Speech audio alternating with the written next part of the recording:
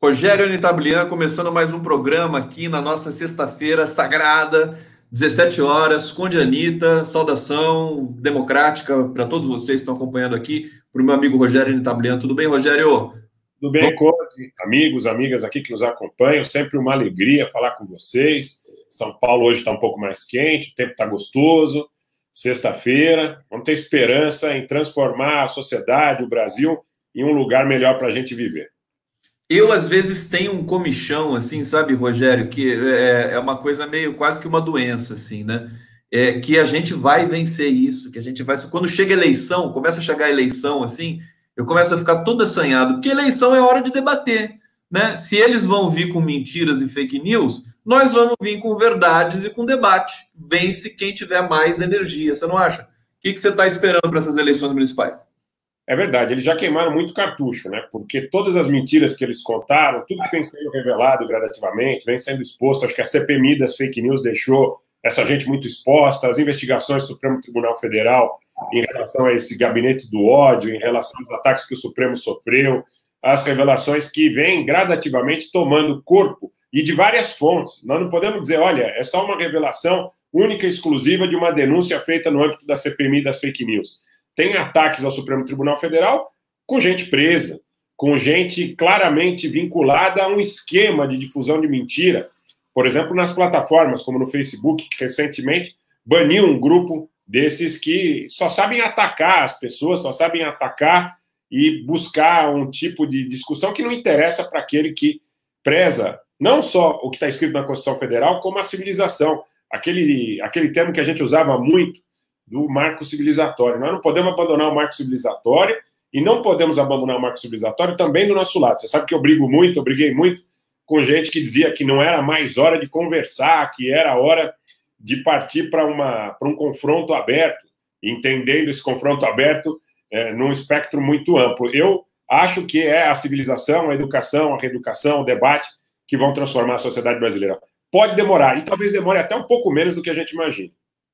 E tudo que demora se consolida também com mais vigor, né, na nossa história da democracia, nesse mundo social. Eu quero dizer o seguinte, viu? Primeiro anunciar que hoje nós vamos receber aqui às 5h30 o professor de Relações Internacionais Heitor Loureiro, vai falar sobre a guerra Armênia-Azerbaijão. Confere, Anitta, você que está trazendo esse privilégio para a gente aí. Então, assim, em 30 segundos, fala só para a gente dessa visita que a gente vai receber hoje aqui, daqui a pouco. É importante porque esse conflito entre Armênia e Azerbaijão é um conflito que expõe mais um aspecto do imperialismo cruel. O Azerbaijão está utilizando drones de fabricação israelense para atacar populações civis na Armênia.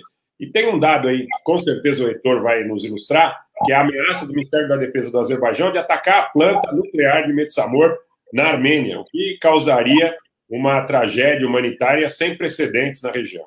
Anitta, tem muitos assuntos hoje, então eu vou assim vertiginosamente, do jeito que o povo gosta aqui também, do jeito que a gente gosta, mas gosta de ir para cima, né? Agora, eu tenho de fazer uma pequena digressão aqui com você, que é o seguinte, eu tenho feito as minhas lives e tem aparecido, os bolsominions voltaram a aparecer nas minhas lives, e Anitta, eu adorei, porque eles dão um upgrade na audiência gigantesco. Minha audiência ontem bombou, e eles ficam lá tentando chamar atenção, se eles não aparecerem hoje, eu vou ficar muito triste. Então, eu já estou até convidando se aparecer algum aqui. Faz bem, porque sabe o que é sintoma do quê? E aí passo para você comentar. Eles estão, de novo, saindo da toca para tentar tumultuar, acho que já forrar o processo eleitoral com muito ódio, volta a ter a questão da acusação da esquerda querer a liberação da pedofilia, fake news lá do Bolsonaro, que o Twitter acho que não bloqueou, e o Twitter vai ter de responder por isso mais adiante. Mas, de qualquer maneira, eles estão acuados. Sempre que eles aparecem massivamente assim em sites da esquerda, em lives da esquerda, é uma significação de medo. Eles estão acuados aí, esperando o que pode estar por vir, porque a gente está vendo que a família Bolsonaro, o próprio governo, está muito acossado, está muito cercado por algumas forças. Evidentemente, a gente sabe que eles também têm poder de resposta, mas eu acho que o cenário começa a ser interessante. Vai, Anitta, fala para a gente sobre isso. Agora, eu acho o seguinte, eu concordo com você que eles estejam acuados, do ponto de vista de que as narrativas deles estão se esgotando. Não está mais tão fácil assim mentir, criar caso, criar história, inventar mamadeira de piroca que te gay não é todo dia, história de que a pedofilia seja algo defendido pela esquerda não é todo dia. Então, cada vez o campo vai ficando mais restrito, cada vez essa coisa da tentativa reiterada de gerar dissonância cognitiva, de gerar embates que sejam baseados em situações não arrazoadas, o campo vai ficando mais estreito. Agora, eu também acredito, e aí é uma questão que eu tenho como convicção, como norte, no princípio do trabalho que a gente desenvolve, que dependendo do tipo de agressão que seja suscitada, ele deve ser encarado como alguma coisa que não pode ser admissível no campo da civilização, no campo de uma sociedade que se entenda regida por uma Constituição, que a gente critica muito, enquanto ela é formal e atende muitas vezes pequeno extrato da sociedade, enquanto ela não seja tão real e universal em relação à sua aplicação como nós gostaríamos. Mas quando vai para o campo da ameaça, quando vai para o campo da ofensa pessoal, ainda que seja um sinal, um sintoma de que estejam acuados, eu acho que devem ser responsabilizados legalmente. O que você pensa disso, Conde? Quero te ouvir. Deixa eu acionar aqui o microfone, primeiro que eu tinha desligado aqui para não dar eco. Eu quero te ouvir em relação a isso. O que você, quando parte para a coisa da ameaça, da ofensa pessoal, você não acha que essa gente deve ser responsabilizada? Eu acho, claro que eu acho que sim, mas a gente viu também um processo de acovardamento muito grande. Ontem eu conversei com o grande jurista Lenny Streck, e ele me disse isso, quer dizer, o STF errou lá atrás, não tem dúvida nenhuma. E agora eles vão, aos poucos, tentando se reposicionar, né, diante de alguma... Então, diante da possibilidade de recobrar a democracia no país, porque o espancamento da democracia, né, Anitta, ele prejudica todo mundo. A curto prazo, parece que prejudica só os mais pobres, os trabalhadores, mas a longo prazo prejudica a sociedade inteira, até a elite brasileira. Então, e até o Ministério Público, o Judiciário, como um todo, está todo mundo assustado com tudo que está acontecendo. Fala. O industrial, né, que é uma questão que a gente suscitava lá atrás e falava, olha o que aconteceu no Chile, quando Allende cai e o Pinochet assume com a política de desnacionalização que atingiu a indústria chilena, tornou o Chile hoje exportador de salmão, de cobre e de vinho. A indústria de valor agregado chilena, apesar do Chile estar no Pacífico, de ter uma mão de obra qualificada, importante, em relação ao tamanho do país, hoje o Chile é exportador de commodity. E vai acontecer com o Brasil. Inevitavelmente é um processo de levar o Brasil de novo para uma reprimarização da economia. Você vai levar o Brasil para o extrativismo de novo. Todo mundo vai perder. A gente falou muito sobre isso aqui, Cody. O agronegócio, quer dizer, que estava ali totalmente alinhado com o Bolsonaro. Eles estão desesperados agora, porque com o desmatamento, a devastação da Amazônia, conversei hoje também com a Márcia Tiburi, junto com o Leonardo Atucho, uma live muito bacana, muito interessante que a Márcia falou ali. Depois eu quero discutir isso com você, viu, Rogério? Porque ela fala do grotesco, né? Ela traz a ideia do... como é que é o nome da personagem? Agora não vou me lembrar, mas é o grotesco, e o grotesco como densidade, como elemento de atração, de todo, esmaga o debate público e chama para si toda a atenção. Depois a gente fala sobre isso, mas o que eu queria destacar é que a devastação... Lá na Europa, quer dizer, na França, em Portugal, onde está o Gilmar Mendes, por que o Gilmar Mendes falou em genocídio com as Forças Armadas, com o Exército Brasileiro? Porque ele está em Portugal, ele está sabendo o que estão falando do Brasil no exterior, né? Porque a nossa imprensa não deixa chegar aqui aquilo que se diz do Brasil no exterior. E a imagem do Brasil nunca foi tão horrível no exterior. Você sabe que você interage também com muita gente que está no exterior. E mais do que isso, quer dizer... o Salles é o ministro mais citado nesses lugares, porque as pessoas se preocupam com a Amazônia. Então, o Brasil está pagando caríssimo por essa irresponsabilidade e associada, evidentemente, tragicamente, com a questão da Covid-19, que tem mais dados trágicos hoje. Passo para você. Olha, tem uma realidade que a gente não pode negar, que essa mídia é sócia do golpe e ela é sócia do Paulo Guedes. Então, ela não critica o governo Bolsonaro em nenhum momento para derrubá-lo. Ela critica o governo Bolsonaro, eventualmente, para adequá-lo, sob o ponto de vista do que deva ser, segundo o que eles supõem, uma premissa de verniz, de um verniz civilizatório. assim como a Constituição muitas vezes ela é aplicada para um percentual pequeno da população e ela é muito mais formal do que real em relação à sustentação da democracia, esses jornalões, eu insisto, é idêntico o teor e o perfil de cada editorial, se a gente pegar desde o momento da eleição do Bolsonaro ou até antes, durante o segundo turno, quando eles sustentam a candidatura do Bolsonaro de forma velada. Eles são sócios do golpe, eles são sócios da política econômica excludente, eles são sócios de uma política que vai criando fossos cada vez maiores. O fosso, por exemplo, na educação, em relação à impossibilidade dos mais humildes receberem um EAD minimamente decente. Não tem conexão à internet. Uma conexão à internet minimamente decente custa muitas vezes mais de R$100, dependendo do lugar do Brasil que você esteja, até mais. As pessoas não podem pagar. O Brasil não é um país que tem uma renda per capita e uma condição de emprego que permita que os pais tenham deem um respaldo para que as pessoas, para que as crianças recebam um EAD de qualidade. Vai aumentando o fosso na educação. A administração da saúde é precária. Tem um general de 3 estrelas que comandava a 12ª Região Militar em Manaus, não à toa, que está no Ministério da Saúde com 23 auxiliares, todos eles militares, nenhum deles é médico, nenhum deles é da área da saúde. Então você tem uma gestão que na saúde torna vítimas muito mais presentes os pobres das periferias dos grandes centros urbanos, agora com a interiorização da doença também, é uma outra situação, e também em relação à questão da educação. Os 2 princípios basilares do Estado, educação e saúde, cada vez criando um distanciamento maior entre aqueles que têm de mais e aqueles que têm de menos. Perfeito, Rogério Tablião. Estou até procurando uma imagem aqui que eu compartilhei ontem, da mancha do crescimento da infecção e do contágio no Brasil, feita pela Folha de São Paulo. Eu vou só localizar aqui, que daqui a pouco eu vou compartilhar com vocês. Está aqui. Antes de eu fazer isso, deixa eu só saudar aqui o nosso público, que está aqui comentando. Vamos fazer uma rodada aqui de leitura. Olha só, a Virginia Cielo Rett está dizendo: o Brasil tem muito pobre, olhem nossas periferias.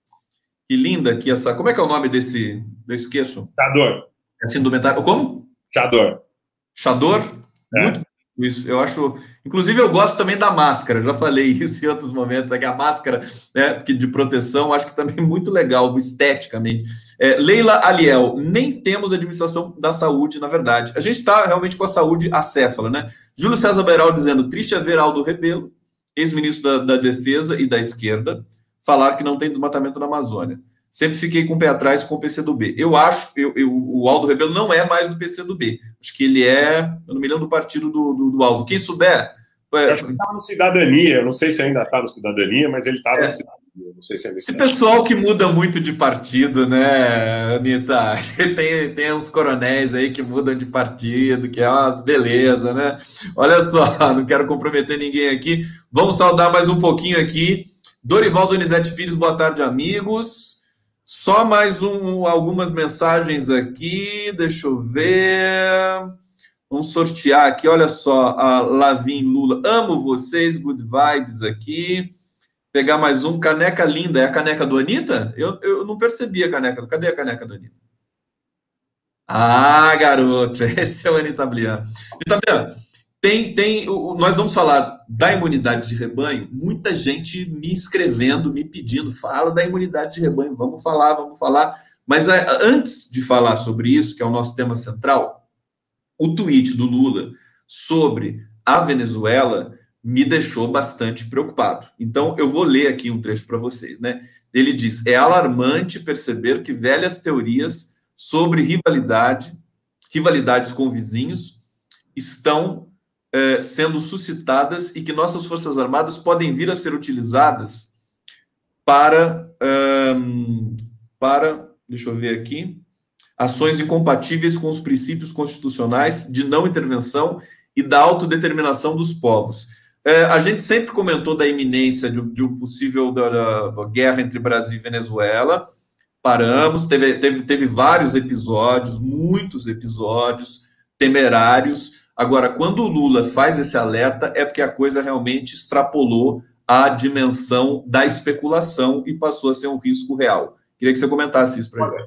A questão da Venezuela é delicadíssima, porque está mais do que claro que o Brasil está mais do que alinhado com os Estados Unidos na seara militar. Vocês viram aquele vídeo do general brasileiro levantando, quase que como numa deferência absoluta, para o presidente dos Estados Unidos no Comando Sul, na Flórida. em West Point. O Brasil, hoje, ele está colocado numa política de alinhamento que é uma política de alinhamento kamikaze. E eu faço questão de, a cada postagem que aparece com uma situação dessa, citar e perguntar ao general Heleno e ao general Mourão se eles se sentem confortáveis com o presidente da República, que sobe a rampa com porta-estandarte, com bandeira dos Estados Unidos e de Israel, muitas vezes com a bandeira do Brasil ao lado pequenininha, ao lado de duas bandeiras bastante grandes dos Estados Unidos e de Israel, de forma reiterada, se isso não incomoda os generais brasileiros, partindo da presunção que a escola que eles frequentaram desde sempre fale sobre a defesa do Brasil, sobre o viés nacionalista que implicitamente está por trás até da própria constituição da força do Exército Brasileiro e das Forças Armadas de um modo geral. Não sei como não incomoda. Para mim, incomoda muito. Para mim, é vexatório o Brasil nesse tipo de situação.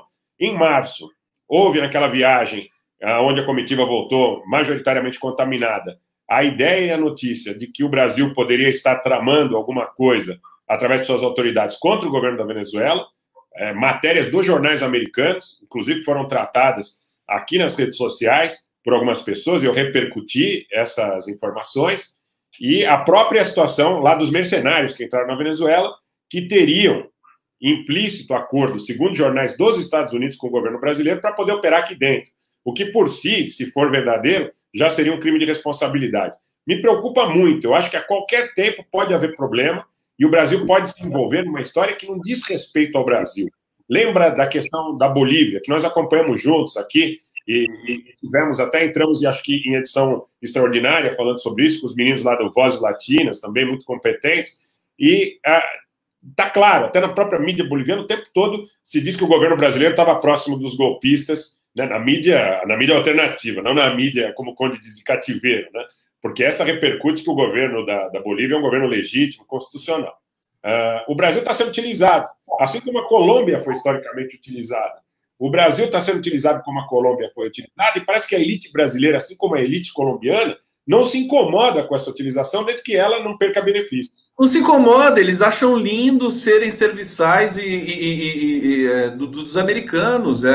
Parece que é o sonho de consumo da elite brasileira. Nunca que essa ideia de nacionalidade é coisa realmente do povo, do Brasil, e um discurso, né, na verdade, meio que insuflado aí na historiografia semi-oficial. O Jefferson Miola, colunista, querido amigo, está dizendo aqui, ele está sendo manchete agora no 247, Forças Armadas atuam como guarda pretoriana dos Estados Unidos. Ele diz, os comandantes pátrios aceitam com naturalidade a humilhação e ultraje decorrentes dessa escolha subjugada. Ou seja, não é só a elite brasileira que está curtindo e gostando do que está acontecendo, de o Brasil servir de base para os americanos aplicarem golpes na Bolívia, em outros países aqui, certamente na Venezuela, porque na Venezuela é a maior reserva de petróleo do mundo. Eles vão... Anitta, acho que o negócio realmente agora, depois da fala do Lula, quer dizer, o Lula tem essa conexão com a história. Quando ele fala, é para a gente prestar atenção. Para você ficar, vai lá. Mais um furo, né? Daqueles que a gente traz aqui para o programa, para a live do Conde. Quando o Lula estava preso, eu fui almoçar um dia com uma pessoa que era muito vinculada ao ideário de que ele deveria estar preso e que tinha em relação, eu não posso dizer mais do que isso, não vou acabar identificando a pessoa, mas que tinha ocupado um cargo de relevo durante o governo do Fernando Henrique Cardoso. E ele me disse o seguinte, ele me disse que eu perguntei para ele, eu falei, esse alinhamento com os Estados Unidos não te incomoda? Você que é um nacionalista, você que é um sujeito que... E aí ele respondeu o seguinte para mim, que o alinhamento com os Estados Unidos era necessário porque se não fosse feito o alinhamento com os Estados Unidos, o Brasil estaria aliado com a Rússia e com a China. Então essa é a ideia. E eu não acho que seja razoável a gente suscitar esse tipo de coisa. A gente tem que conversar, eu estava na sugestão aqui, para nós dois conversarmos juntos com o embaixador Bustani, para que ele possa revelar o que o John Bolton falou para ele por ocasião da presença dele na OPAC, quando ele disse que Saddam Hussein não tinha armas químicas. O John Bolton entrou na sala dele, essa narrativa é dele, esse relato é dele, mais que narrativa é um relato dele, dizendo que sabia onde os filhos dele estavam, em Nova York e em Londres, e para que ele mudasse de ideia em relação à defesa do fato do Saddam Hussein não possuir armas químicas. O John Bolton, que já ocupou inúmeros cargos no governo estadunidense, que é uma das pessoas que está mais vinculada com a ideia de Deep State, ele entrou na sala do Bustani e o governo do Fernando Henrique Cardoso, de novo reportando ao Bustani, não apoiou o Bustani. O que aconteceu? Quem resgatou o Bustani? Só para as pessoas que acreditam em teoria da conspiração, porque está tudo imbricado. O Bustani ficou colocado nos corredores do Itamaraty. Quando o Lula assumiu, porque isso era final de 2002, o Lula mandou ele para Londres, para a Embaixada do Brasil em Londres, porque lá estava o Celso Amorim, que veio para ser chanceler, e o Bustani foi para o lugar do Celso Amorim. Quer dizer, o Lula mostrou que é perdão a palavra, um puta patriota. Tá? O cara falou, olha, vocês estão peitando um cara que estava fazendo um trabalho sério na frente da OPAC. Esse é um dado que o povo brasileiro precisa conhecer. O sujeito foi ameaçado por uma autoridade de um país estrangeiro para mentir, e ele não quis mentir, ele não se prostituiu, tá certo? E aí o que acontece? Encostaram ele, porque o governo do Fernando Henrique Cardoso chamou ele para conversar, e segundo, de novo, o relato dele, ele disse, ó, não peita os americanos. Não peita os americanos. E ele peitou, porque ele disse, eu não vou mentir, eu não vou nem renunciar, se vocês quiserem mentir. Aí uma Assembleia da ONU acabou tirando, porque a Assembleia da ONU viu que, com exceção da Rússia, da China, do Irã e alguns poucos países, que o governo brasileiro não sustentava a posição do Bustani. Então, quem teve que segurar a onda do Bustani, depois dando o valor que ele merecia, foi o presidente Lula. E aí fica claro o que aconteceu com o Brasil. Esse sujeito que me disse que não se incomodava com o alinhamento dos Estados Unidos, ele diz assim, porque se não fosse com os Estados Unidos, seria com a Rússia e com a China. É mentira. Mentira, eles medem a realidade com a própria régua, que é uma coisa terrível. É isso que eu acho que o setor progressista, pelo menos parte dele é democrático, né? Porque a gente tem também, enfim, desvios em todos os lugares. Mas é ter a humildade de lidar com fatos da história, não querer aplicar a sua teoria pessoal a tudo que você enxerga. Isso é fanatismo, é isso que a gente está assistindo. E os tucanos têm muito disso também. Aquela tecnocracia toda que você está evocando aí a trajetória do Bustani e do governo Fernando Henrique Cardoso. Mas é muito assunto, Anitta. A gente precisa falar da questão da imunidade de rebanho. Eu vou só ler. Primeira coisa, eu vou compartilhar aqui a mancha do contágio no país, só para a gente poder ter uma vaga ideia, né? Olha só, acho que agora ficou pequenininho. Deixa eu ver se aqui fica melhor para visualizar. Aqui, pandemia no Brasil hoje. Essa imagem é de ontem, infografia da Folha de São Paulo, usando aqui com todo respeito. Estágios da pandemia, olha só, acelerado, estável, desacelerado, reduzido. Olha o que está acelerado no Brasil, Rogério Anitablian, e público aqui do canal do Conde. O Brasil inteiro. Todo o Sul, todo o Sudeste. Só o Rio de Janeiro que não, mas o Rio de Janeiro está numa situação tão calamitosa também. Olha só, alguns estados do Nordeste, Rio Grande do Norte, Pernambuco, aqui o Maranhão, o Ceará, desculpa, e o Maranhão também, o Piauí vermelho, e o Amazonas, que teve os piores casos, onde você teve congestionamento de cemitério, né? Evidentemente está estável, porque chegou naquele nível máximo, não pode mais subir do que isso. E aí, depois a gente vai falar da imunidade de rebanho, etc. Mas eu queria que você comentasse esse gráfico primeiro, quer dizer, as pessoas ir voltando e abrindo o comércio e voltando à atividade com esse quadro, Rogério? Explica para a gente. Primeiro, minha homenagem a todas as famílias e minha solidariedade a todas as famílias que perderam seus entes queridos. São quase 77 mil brasileiros até aqui e muitos desses brasileiros, claro que faleceram em função da péssima gestão da pandemia. Isso é um dado evidente, que a pandemia foi gerida. É só a gente verificar esse desencontro entre posição de prefeitura, de governo de estado e de federação, da presidência da República, da chefia do Poder Executivo. Cada ente dizia uma coisa, cada estágio da pandemia era enfrentada com um enfoque meio que improvisado pelas autoridades das esferas municipal, estadual e federal. Então, claro que esse resultado do Brasil é um resultado bastante negativo até aqui, e o número de pessoas que morreram em decorrência do coronavírus preocupa em razão da perspectiva de que esse processo continue ainda por algum tempo. O Brasil é um país de dimensões continentais, né? E essas dimensões continentais fazem com que um estado como São Paulo, por exemplo, tenha uma diminuição de casos na região metropolitana e um aumento de casos no interior, o que faz que, quando você olha para o estado de São Paulo como um todo, você ainda coloca o estado de São Paulo dentro dessa mancha de um processo acelerado. Tudo isso, como é que você faz para minimizar os problemas? É questão de gestão. Gestão que foi muito complicada, porque é aquela história. Você tem uma hierarquia, onde cada um fala uma coisa. Pense numa empresa. Você tem um supervisor que fala uma coisa, você tem um gerente que fala outra coisa, você tem um diretor executivo que fala outra coisa. Como é que faz o corpo de colaboradores da empresa para agir de acordo com aquela demanda, que do gerente é uma, do supervisor é outra, do diretor executivo é outra. Fica difícil. Fica difícil para o médico, fica difícil para a gestão da saúde dentro dos municípios, fica difícil para gerenciar as questões que daí advém, de crises econômicas e tudo mais. Então, a gestão da pandemia no Brasil é péssima. O governo Bolsonaro é ruim de serviço. O corpo técnico do governo do Bolsonaro é precário, é fraco e é ruim de gestão. E é, de novo, tudo que eles diziam que o PT era. Eles diziam: o PT não tem quadro, o PT não tem gestão, o PT não tem capacidade de administrar o Brasil. E o governo Bolsonaro, em tese, para muitos brasileiros, seria um governo que teria um ministério técnico.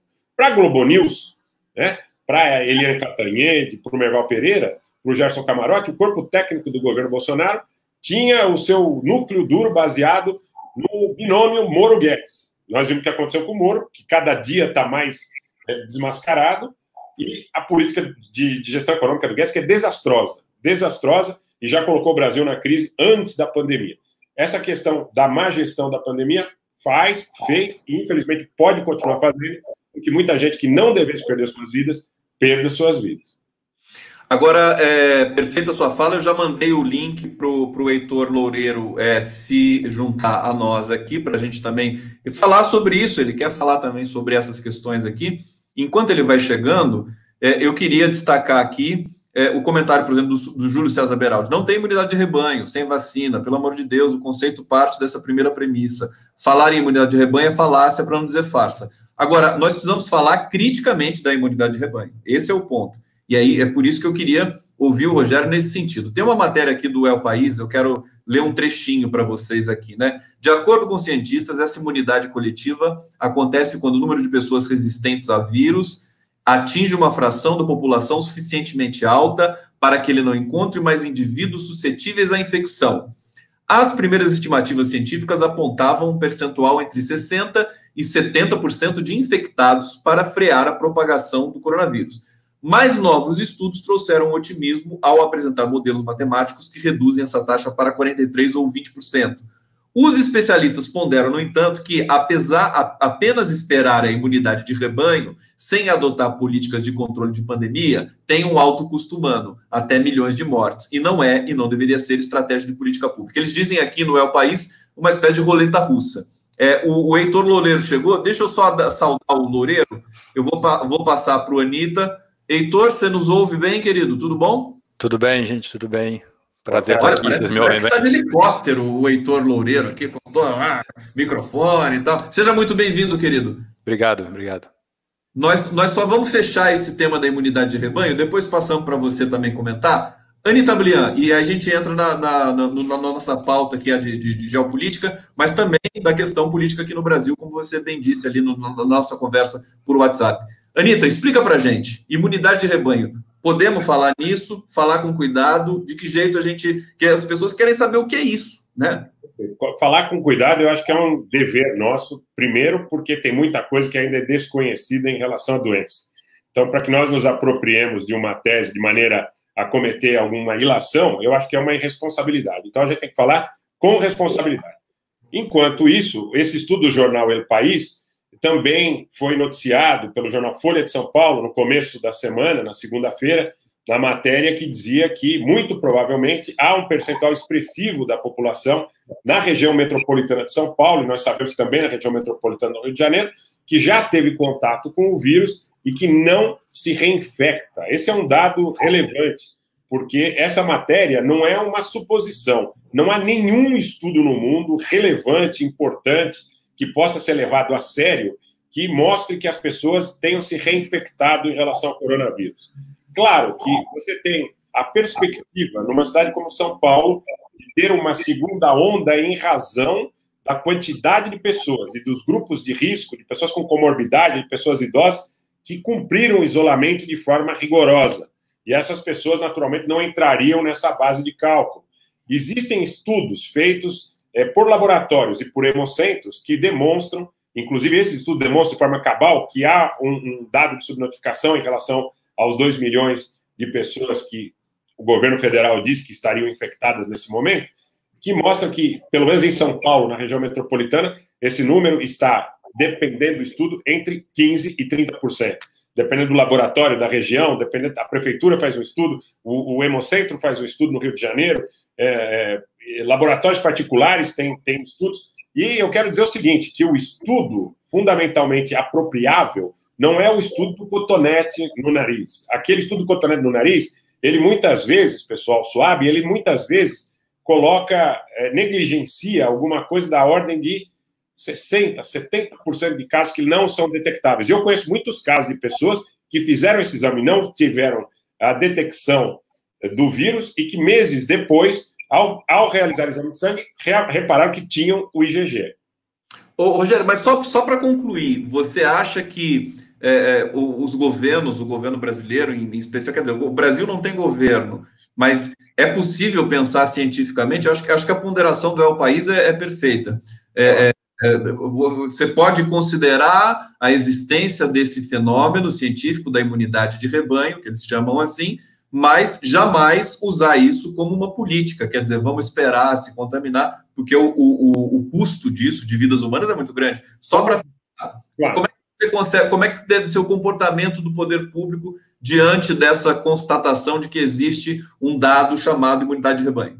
Como política pública é um suicídio, porque você vai ocasionar mortes que seriam evitáveis. Então não existe a perspectiva de que você sugira que as pessoas adotem a ideia de que saiam às ruas para que adquiram a imunidade, em razão da imunidade, o vírus acabe declinando do seu ponto de vista gráfico. Esse é um dado.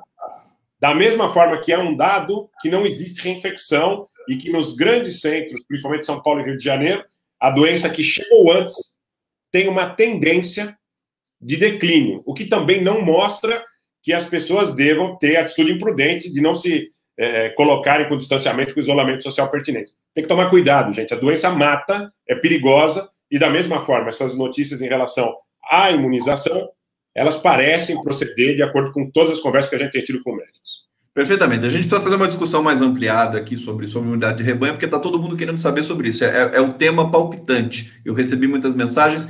Eu queria passar agora para o Heitor Loureiro, agradecer sua presença aqui, professor de Relações Internacionais da Júlio de Mesquita Filho. É isso, Heitor? Fala um pouquinho de você, fala um pouquinho desse tema para a gente. Fica à vontade, seja muito bem-vindo. A palavra está com você. Tudo bem, gente? Tudo bem, Rogério, Conde, todos que nos assistem. Agradeço o convite, fico feliz de estar aqui. Desculpa o headset um pouco avantajado aqui, mas é porque eu gravo podcast, gravo videoaula, enfim, então acabo tendo que ter equipamento melhor. Aliás, nós deveríamos estar assim, né? Eu brinquei com você por inveja, a verdade é essa. Não, mas se funciona para vocês do jeito que vocês fazem, ótimo. Para mim, acaba tendo que ser isso aqui também, porque eu moro do lado de Congonhas, né? Eu moro muito perto do aeroporto, então é uma questão para quem trabalha com audiovisual, é problemático. Eu dou aula atualmente numa faculdade particular de São Paulo, já dei aula na Unesp, onde fiz meu doutorado, onde dei aula como substituto também, por um tempo. Hoje eu estou no centro de São Paulo, na faculdade particular, e o meu tema principal, acredito que eu estava aqui ouvindo com atenção e aprendendo e concordando com o que vocês estavam falando, mas o meu tema principal é genocídio, massacre, conflitos armados, e a minha atenção esses dias está voltada para a região do Cáucaso, onde fica a Armênia, Geórgia, Azerbaijão, ali na vizinhança da Rússia e da Turquia, porque o bicho está pegando por lá. A gente tem tanto problema no Brasil que a gente esquece, às vezes, de olhar para o resto do mundo, mas a situação não está fácil lá fora também. Então, a gente pode conversar um pouco sobre isso. Perfeitamente. Eu vou passar para o Rogério, então, porque o Rogério também tem conhecimento dessas tensões ali no Cáucaso, para a gente introduzir o assunto aqui. Você falou de genocídio, quer dizer, não deixa de ser um assunto que tem a ver com o Brasil também nesse momento. De maneira alguma. Passa por esse conceito também, mas passo para o Rogério. Rogério faz a pergunta e a gente começa a fazer a nossa rodada aqui, depois eu vou para o bate-papo também. Vai lá, Rogério. Heitor, boa tarde mais uma vez, obrigado por estar aqui com a gente, é um prazer, é uma alegria, viu? Eu queria te perguntar o seguinte, em relação a essa ideia que o Conde coloca agora, de fazer uma analogia entre a situação do Cáucaso e a situação do Brasil, eu vejo aqui a presença do imperialismo de seus tentáculos, dos seus regimes muitas vezes alinhados, dos regimes títeres ou muito vinculados a interesses imperialistas, como eu acredito que seja o governo do Azerbaijão. E o ministro do Azerbaijão, o ministro da Defesa do Azerbaijão, fez uma declaração ameaçando atacar com mísseis a usina nuclear de Metsamor, na Armênia. Queria que você comentasse isso e queria que você falasse também um pouco sobre a influência do governo dos Estados Unidos e de Israel na política do governo azeri. Isso é uma bravata, né, o Rogério, mas não é porque é uma bravata que a gente não deve prestar atenção e analisá-la, porque afinal de contas vivemos no Brasil onde a bravata é política, e muitas vezes uma bravata esconde uma série de outras coisas que deveriam estar sendo discutidas e não são. Por que eu falo que é uma bravata? Porque a usina nuclear de Metsamor, na Armênia, que um porta-voz do ministro da Defesa do Azerbaijão ameaçou bombardear esses dias, ela fica a 12 quilômetros da fronteira com a Turquia. Então, não há possibilidade de bombardear uma usina nuclear sem que isso contamine a Turquia, que é o principal aliado do Azerbaijão. Então, isso não vai acontecer. É uma bravata e muita gente na internet passou os dias discutindo isso, né, e perdeu o foco da atenção principal. Você falou sobre imperialismo, interesses estrangeiros, né, o espectador que está nos assistindo agora, ele pode estar com uma interrogação na cabeça, né, falar, poxa, mas por que os caras estão discutindo a Armênia e Azerbaijão, o que isso faz sentido para a gente e tal? Eu convido aos espectadores a procurarem no mapa, aqueles que não têm um mapa claro na cabeça, né, procurar no Google agora Cáucaso, e perceber que a região do Cáucaso que a gente fala, ela é uma encruzilhada do mundo. Ela fica entre a Ásia, o Oriente Médio, a Ásia Central, a região da Rússia. É uma região muito complexa e é uma região disputada por vários povos, por vários países querem influenciar aquela região. Então, mais obviamente, a Rússia, né, que está ao norte do Cáucaso, vocês podem ver aí no mapa que está compartilhado na tela, né, tem a região do Daguestão ali acima, então ali já é a Rússia, ao sul é o Irã, é um outro player muito importante no mundo hoje, sobretudo no Oriente Médio, e a oeste nós temos a Turquia. Então essa disputa entre a Armênia e Azerbaijão, que parece pitoresca, né, parece distante, é hoje uma disputa muito séria, é um conflito muito sério, é um conflito muito problemático, é algo que a gente tem que prestar muita atenção, porque pode ser que isso escale e ganhe um tamanho que, por enquanto, ainda não tem. Só para rapidamente contextualizar os nossos espectadores, né, a Armênia e a Azerbaijão são duas das 15 repúblicas socialistas soviéticas, né, que foram parte da União Soviética naqueles tempos, e desde o final da União Soviética, os dois países disputam um território chamado Nagorno-Karabakh, os armênios chamam de Artsakh. Esse território, até estava no mapa que estava na tela agora, em destaque, é um território de maioria populacional armênio, mas foi dado o controle desse território para o Azerbaijão. Aí, quando os países se tornaram independentes, essa parte, justamente a parte tracejada em vermelha e num marrom mais escuro, dessa parte que a gente está falando. Essa parte, internacionalmente falando, é reconhecida como parte do Azerbaijão. Só que é uma região de maioria populacional armênia, língua armênia, religião cristã, costumes, cultura, tudo armênio, né, mas que está no país vizinho. Os armênios e os azeris disputam essa região desde o final dos anos 80, e em 94 a gente teve um cessar-fogo, mas a guerra continua, né, ainda que nesse status de um conflito congelado. Um pouco mais ao norte, se vocês pegarem 200, 300 quilômetros ao norte dessa região marrom que vocês estão vendo, há a fronteira, sim, aí, reconhecida internacionalmente entre Azerbaijão e Armênia. Nos últimos 4, 5 dias, essa fronteira vem assistindo a embates entre o exército do Azerbaijão e o exército da Armênia. Por que eu estou ressaltando isso? Porque é raro, Rogério, Conde e espectadores, é raro hoje a gente ter embate entre o exército de um país e o exército de um outro país, cada um do seu lado da fronteira tentando ganhar posições do lado de lá. Esse é um modelo clássico de guerra que a gente costuma ver por aí, em filme, Segunda Guerra Mundial, na escola, seja lá o que for. Atualmente a gente tem mais aquele modelo de guerras assimétricas, de guerra por procuração. Então a Rússia patrocina um grupo, os Estados Unidos patrocinam outro grupo. Guerra híbrida, né? Guerra híbrida também usando a tecnologia, a internet, drones e tudo mais. Aqui a gente tem um confronto entre dois países soberanos, nas suas fronteiras internacionalmente reconhecidas, mas que têm interesses gigantescos de várias potências globais na manutenção desse conflito. Daí a gente pode falar em Israel, a gente pode falar em Rússia, a gente pode falar em Irã, mas vou deixar aqui aberto para vocês puxarem para onde vocês quiserem ir. Perfeitamente. Deixa eu só fazer uma questão rápida. Agora vai ter um delay aqui no bate-papo, porque as pessoas estão começando a se familiarizar com esse tema, então não vou trazer as mensagens agora, porque elas ainda se referem ao tema anterior. Mas eu confesso para você que quando eu olhei o mapa ali da Azerbaijão e Armênia, e vi que tem a Turquia, tem a Geórgia, tem a Rússia, tem o Mar Cáspio, tem o Irã, eu falei, quer dizer, é uma região que é naturalmente vocacionada para ser tensionada, né? E aí a pergunta é muito simples, quer dizer, onde que entra o poderio aí, que mais forte da região, evidentemente, é da Rússia, e aí as tensões que se alastram também pelo Irã e pela própria Turquia. Falou um pouco disso, mas, assim, a rigor, eu quero saber do potencial global, né, que essa guerra, inclusive, pode ser didática para a gente, para entender o que está acontecendo na geopolítica no mundo todo hoje. Passo para você, Heitor, e depois o Anita fala também. Claro, para a gente entender, fazer uma analogia, a região do Cáucaso para a Rússia seria mais ou menos o que a América Central, o Caribe são para os Estados Unidos. Ou seja, uma região que naturalmente a potência entende como seu quintal, sabe, como a sua área de influência. Pois bem, essa região tem 3 países, né, a Armênia, a Geórgia e o Azerbaijão. A Geórgia, vocês vão se lembrar que em 2008, durante as Olimpíadas, inclusive, a Geórgia entrou numa guerra com a Rússia por conta de 2 regiões que queriam se separar, né, da Geórgia. A Rússia estava tentando anexar, e todo um contexto ali bastante complexo também, que não tem como a gente entrar nele agora, porque o tempo é curto. Então, a Geórgia é uma adversária, se não uma inimiga da Rússia há muito tempo. Então, já seria um desses países, dessa zona de influência, que é rebelde à Rússia, que é a principal potência regional.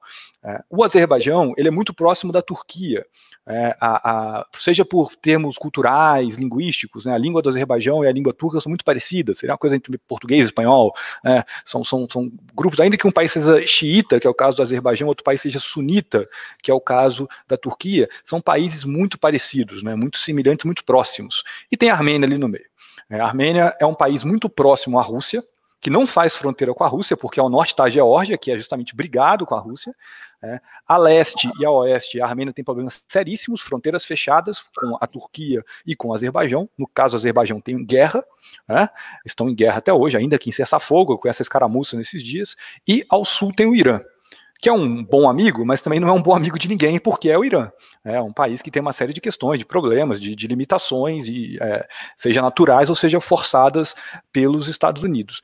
Então, essa região, ela é problemática porque tem uma série de interesses geopolíticos ali. O Azerbaijão, quando a gente fala do Azerbaijão, a gente tem que lembrar de petróleo, né? E aí quem gosta de futebol vai lembrar de ver o nome Azerbaijão, The Land of Fire, a Terra do Fogo, estampada em uniformes de times europeus, ou do Grande Prêmio de Fórmula 1, que acontece em Baku, capital do Azerbaijão. Então é um país com dinheiro do petróleo, e que fornece petróleo para a Turquia, fornece petróleo para o Irã, fornece gás para a Geórgia. Então é um país importante naquela região e é um país que outros países da Eurásia, vou chamar assim, também dependem, têm relações com o Azerbaijão. A Armênia é meio o patinho feio da história. Por quê? Porque a Armênia é um país isolado, é um país que não tem saída para o mar, é um país cujo principal amigo, entre aspas, é a Rússia, que também não é um bom amigo de ninguém, e que tem uma diáspora grande, poderosa, numerosa, né? O Rogério está aqui, inclusive, com parte dessa diáspora que se originou num genocídio no século passado, e a Armênia acaba ficando à mercê dos interesses russos. É esse ponto que eu quero chegar. A Armênia fica à mercê da defesa russa, do poderio russo. A Rússia tem 2 bases militares importantes na Armênia, são bases fora do território russo, porque é assim que ela consegue se proteger da sua vizinhança tão hostil. Então, isso é um ponto também que a gente precisa falar. Agora, por que a Rússia se interessa por essa região? Porque como é um quintal da Rússia, usando aquela analogia que eu fiz mais cedo, para a Rússia, ela sabe muito bem que se um país tiver problemas na sua fronteira, problemas ali com seus vizinhos, ele não pode fazer parte nem da União Europeia, nem da OTAN. Então, uma maneira da Rússia desestimular que países do seu entorno se aproximem do Ocidente é criando conflitos, ou pelo menos alimentando conflitos, ou estimulando conflitos na região.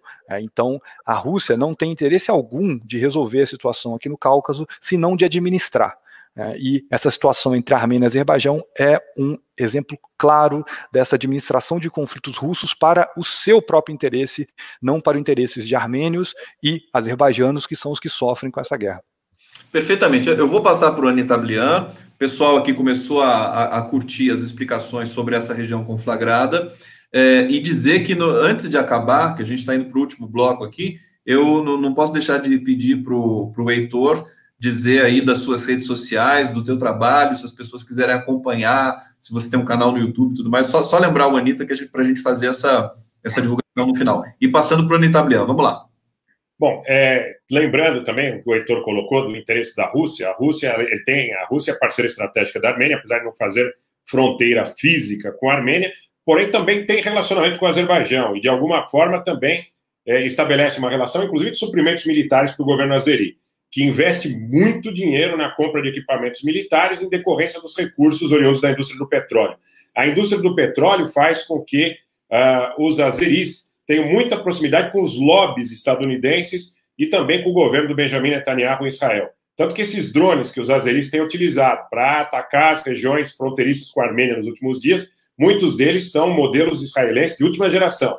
E alguns deles derrubados pelas defesas antiaéreas armênias, inclusive um deles, como matéria que está no site Pan-Armênia, dá conta de que um deles foi derrubado ou foi encontrado intocado ainda nas mãos dos soldados armênios.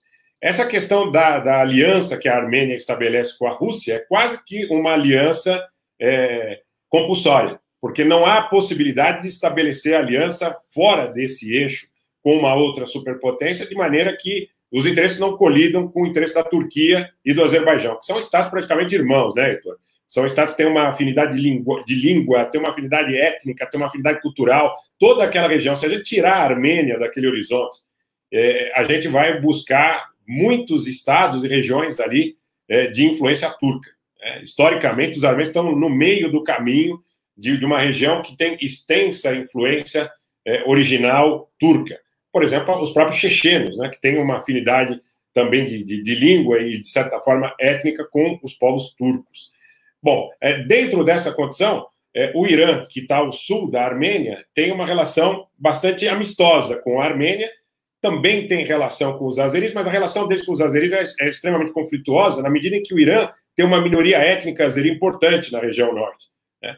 E essa minoria azeri importante, que é uma minoria bastante importante, até maior do que a minoria curda no Estado iraniano, faz com que haja sempre um certo receio de que possa haver algum tipo de demanda em relação territorial por parte do Azerbaijão, por parte de alguma política secessionista. Essas políticas de intervenção no seio da guerra híbrida, elas buscaram esse tipo de dissenso, a partir da ideia de que esses estados eles foram constituídos de forma artificial, principalmente pós-Primeira Guerra Mundial. Então, você tem, por exemplo, na Síria, politicamente definida, como a gente assiste hoje, tribos sunitas que estão na fronteira com o Iraque, ali na região de Fallujah, de Ramadi, na província de Anbar, que são as mesmas famílias. Eles estão divididos artificialmente, mas foram conflagradas, no caso do Iraque, com uma maioria xiita, e no caso da Síria, com uma minoria xiita, com o objetivo de criar fratura dentro dos estados nacionais. É uma região muito complicada. Nesse aspecto,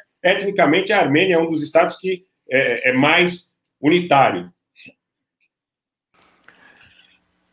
Já vai direto para o Heitor aí. Concordo, Rogério, mas a Armênia talvez seja o único povo que conseguiu manter, a duras penas, você sabe muito bem disso, um Estado nacional. Tem vários outros povos ali que se configuram diferentes da maior parte desse grupo túrquico, se a gente pode chamar assim, que não conseguiram se tornar um Estado nacional como os curdos, por exemplo. Estão ali, mas não como Estado nacional. Agora, como um Estado, nação com fronteiras e coisa tal, de fato, a Armênia é estranha. Tanto é que, se você puder puxar no mapa aí, para localizar o nosso espectador, tem a região de Nakhitchevan, que é um esclave do Azerbaijão, ou seja, tem o Azerbaijão, tem a Armênia, daí tem mais um pedacinho de Azerbaijão do lado de cá, que não comunica com a parte principal do Azerbaijão. Então, e isso tudo com o Irã ao sul. Eu falava hoje até no Twitter, se eu não me engano foi com a Vanessa, que está aqui nos assistindo, que eu não sei como a gente não tem problemas no Irã, corriqueiros entre armênios e azeris, porque eles convivem tanto no Irã quanto na Geórgia. Imigrantes desses dois países, ou mesmo já pessoas que estão lá há gerações nesses dois países, convivem, e a animosidade entre a Armênia e Azerbaijão é muito grande. Agora, sobre os drones, pelo que eu pelo que eu li, a Armênia derrubou mais de 10 drones azeris, né, inclusive um desses drones israelenses que foi comprado a preço de petróleo, se me permite o trocadilho. E pelo que me consta também, é a primeira vez que um drone desse é derrubado. Ele nunca havia sido abatido antes na história, né? E é um drone de reconhecimento, né? Um drone de espionagem. Procurando, dá para ver as imagens de instalações sendo bombardeadas e esse drone de cima filmando.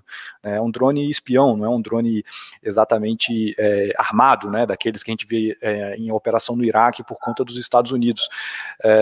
Mas é uma guerra que é um conflito, melhor dizendo, que a gente precisa ficar de olho, porque ele pode escalar, ele pode levar outros players para ali. Hoje a Rússia fez um exercício militar gigantesco no Mar Negro e no Mar Cáspio, não sei se vocês acompanharam, um negócio absurdo.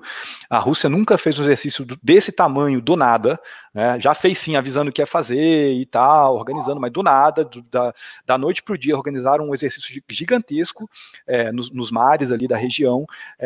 Eu acredito que dando um recado, assim como há 2 dias atrás, a Rússia também, aparentemente, bombardeou posições turcas na Síria, né? E ninguém sabe o que aconteceu, que foi a Rússia mesmo, se não foi, mas para mim é um recado, a Rússia falando, olha, não vou me meter naquela região, mas estou por aqui. Agora, o preço que se paga, Conde, é alto.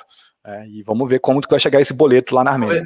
Eu queria lembrar que o Fernando Moraes, do Nocaute, está fazendo uma série, está passando uma série com o Putin.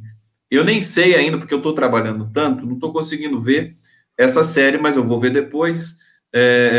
Acho que é o Francis Ford Coppola que faz a entrevista, e acho que o Fernando Moraes participa de alguma maneira. De qualquer maneira, ele transmite aqui com exclusividade no Brasil, que acho que é um dado muito interessante. Você chegou a ver, Heitor, essa entrevista? Não, estou na mesma que você, trabalhando igual um louco, mas eu confio muito em algumas pessoas que me disseram que é muito boa, então eu recomendo sempre. O bom da internet é que esses programas, eles ficam lá, não é que nem em TV que você perdeu, aí perdi o programa. Não, você pode ir lá ver depois. Queridos, eu preciso encerrar esse programa, porque eu tenho outro programa aqui na sequência, que é o Távola Fim de Tarde. Agora eu falei para o Heitor, hoje é só um aperitivo, porque para a gente fazer outras lives mais adiante, nós precisamos aprofundar o tema da imunidade de rebanho, viu, Anita Blian? Talvez fazer um especial aí, porque o Beraldi está denunciando aqui, a gente está denunciando também o discurso da imunidade de rebanho, é muito perigoso. Agora, nós precisamos saber o que é, né? Por que eles chamam esse fenômeno de imunidade de rebanho. Faço uma sugestão, inclusive, de um nome importante para que a gente possa discutir e debater, e que tem o Dr. Marcos Caseiro, lá de Santos, que tem participado de estudos, inclusive, epidemiológicos na região. Eu acho que é um nome interessante para que a gente possa trazê-lo também aqui ao debate. Eu só queria, muito rapidamente, quando eu sei que a gente está apertadíssimo, mas eu queria dizer que, no meu entendimento, a região da Crimeia, a região de Idlib, na Síria, e a região da Nagorno-Karabakh são potenciais focos explosivos desse embate que a gente está assistindo entre os lobbies como os Estados Unidos e as potências euroasiáticas. Sensacional. Estou colocando até a imagem aqui da mensagem do Alaércio Grilo. Conde, foi o Oliver Stone, não o Coppola. Imagina, eu confundi. Só faltava dizer se não foi o Stanley Kubrick, foi o Martin Scorsese. Tá tudo no campo semântico de diretor de cinema. Heitor, quem quiser conhecer teu trabalho, você falou que grava podcast, você posta no Spotify. Como é que é o seu lance aí com as redes? Oi, tô no YouTube, Heitor Loureiro, acha meu canal, tô no Twitter, @doutorheitor, porque roubaram a minha arroba inicial, então faço aí uma rima e um trocadilho, e por lá eu divulgo meu trabalho, divulgo meu podcast também, que eu posso passar para quem quiser me seguir. Agradeço de novo o espaço, a oportunidade, e fico contente se a gente puder estender o debate no outro dia. Vamos fazer, essa aqui foi só uma prévia, o pessoal adorou o Heitor, também muito simpático, muito competente, enfim, consistente. Anita Blian, 30 segundos aí para sua fala final, que você é o nosso convidado especial de sempre na sexta-feira aqui, as redes sociais, tuas redes, faz o convite, dá o teu recado e a gente vai encerrando essa transmissão. Anita Blian. Queria agradecer ao Heitor pela presença, espero que a gente possa estabelecer um diálogo de forma mais constante. Queria agradecer ao Conde pela oportunidade também da presença do Heitor. Cada uma e cada um que nos acompanhou aqui, pelo prazer de sempre de estar na vossa companhia, e convidar quem eventualmente não conhece o nosso trabalho que se inscreva no YouTube, no meu canal, que leva meu nome, Rogério Anita Blian. Estou também no Twitter, no Facebook, na fanpage do Facebook. Vamos somar esforços para que nós possamos arrazoar o debate na sociedade brasileira. Um grande abraço a todos, muito obrigado. Muito bom, obrigado, Heitor. Até a próxima, Anitta. Daqui a pouco entrando de novo aqui com Miguel Paiva e Renato Arueira. E vou levar o abraço que eu sei sempre os convidados aqui mandam para lá e daí a gente manda para cá. Muito afeto envolvido. Valeu, gente. Obrigado e até a próxima.